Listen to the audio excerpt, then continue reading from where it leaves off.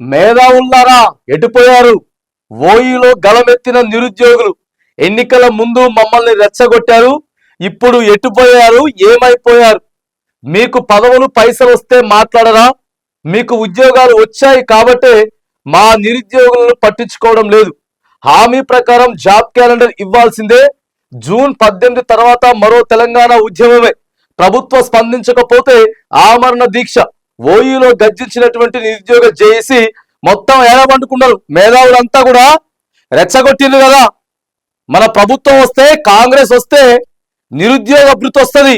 4,000 రూపాయల నిరుద్యోగ భృతితో పాటు ప్రతి సంవత్సరం జనవరిలోనే జాబ్ క్యాలెండర్ వచ్చేస్తుంది. ఇక లక్షల ఉద్యోగాలు, వేల ఉద్యోగాలు అని చెప్పి యూనివర్సిటీ విద్యార్థులందరినీ కూడా రెచ్చగొట్టి రోడ్ల మీదకి తీసుకొచ్చి ఇవాళ వాళ్ళని వాడుకొని ఎక్కడికక్కడ గప్చుప్ అయిపోయారు. మేధావులని చెప్పుకుంటున్నటువంటి కొందరు ఎవరైతే ఉన్నారో వాళ్ళు గప్చుప్ అయిపోయారు అనమాట. ఎందుకంటే పైసలు వచ్చినాయి, పదవులు వచ్చినాయి. జాబ్ క్యాలెండర్ వస్తే మనకేంది, లేకపోతే నిరుద్యోగ భృతి వస్తే మనకేంది, ఇప్పుడు రాజీవ్ వికాసం నిరుద్యోగులకు లోన్లు ఇస్తే ఏంది, ఇవ్వకపోతే ఏంది. జూన్ 2వ తారీఖు ప్రభుత్వం ఇస్తామని చెప్పింది కదా, నిరుద్యోగులందరికీ కూడా లోన్లు ఇస్తామని చెప్పింది. మళ్ళీ ఇవాళేమో అవకతవకలు జరిగినాయి అని చెప్తా ఉన్నారు. ఎక్కడ జరిగినాయి అవకతవకలు? మీరు ప్రశ్నించాలి కదా. మొత్తం ప్రభుత్వం మీదే, అధికారులు మీరే కదా, ఎందుకు మరి నిర్లక్ష్యం వహించిండ్రు? బాధ్యత ఇస్తామని చెప్పారు కదా అని చెప్పి ఈ మేధావులంతా మాట్లాడాలి కదండి. కేసీఆర్ 3,000 నిరుద్యోగ భృతి ఇవ్వడం చేతగాలనే బాబు, మనం 4,000 ఇస్తాం నిరుద్యోగులకి అని చెప్పి నిరుద్యోగులతో ఓట్లు ఎంచుకున్నారు కదా. ఇవాటికి 18 నెలలు అయిపోతా ఉన్నది. ప్రతి నెల 4,000 రూపాయలు నిరుద్యోగులకి రావాలి కదా. మరి ఇక్కడ బండుకున్నారు మీరు అంతా అడగకుండా. ఎందుకు? మీ నోటికి తాళాలు పడ్డాయనా? మీకు కుర్చీలు వచ్చినాయనా? మీకు పైసలు వచ్చినాయనా? మాట్లాడాలా మేధావులంతా. ఏడవైనరు మైకులు పెడితే ముందుకొచ్చి ఈ విషయం గురించి నేను ఇప్పుడు కాదు తర్వాత మాట్లాడతా అని దాట వేసేటటువంటి ప్రయత్నం. మాట్లాడితే ఏడ పదవి పోతుందో, ఏడ పైసలు పోతాయో అనేటటువంటి భయంతో వాళ్ళు ఉన్నారు కొంతమంది మేధావులు. చూడండి, ఇక కోదండరామరెడ్డి ఎమ్మెల్సీ వచ్చింది, గంటా చక్రపాణి అంబేద్కర్ యూనివర్సిటీ వీసీ, ఆకునూరి మురళి విద్యా కమిషన్ చైర్మన్, పాశం యాదగిరి కోటి నజరానా, జయరాజు కోటి నజరానా, అందశ్రీ కోటి నజరానా, సుద్దాల అశోక్ తేజ కోటి నజరానా వచ్చిందని చెప్పి ఇక్కడ దినపత్రికలో మనకి క్లియర్ గా కనబడతా ఉంది. ఇక ఎవ్వరు మాట్లాడినా మాట్లాడకపోయినా మీ నోటికి తాళాలు పడ్డాయి కదా, మమ్మల్ని రెచ్చగొట్టింది కదా. రైట్, ఇక చూడండి, మేము కూడా చూపిస్తాం.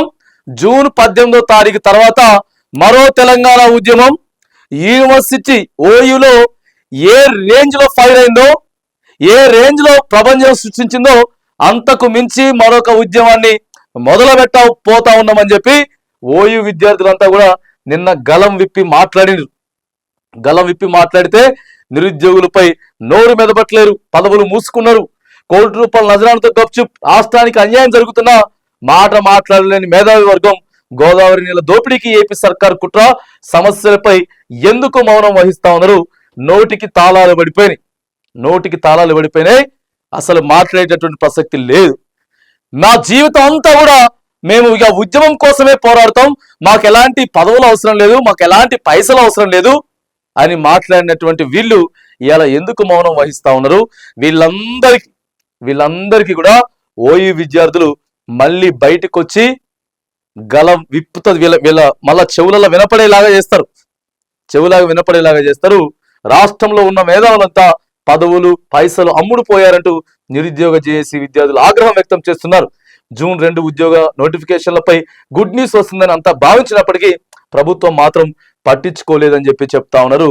మరి ఎక్కడ తెలంగాణ ఆవిర్భావ దినోత్సవం, రైజింగ్ తెలంగాణ అని చెప్పి ఎన్ని ఉద్యోగాలు ఇచ్చిరండి ఇప్పటివరకు?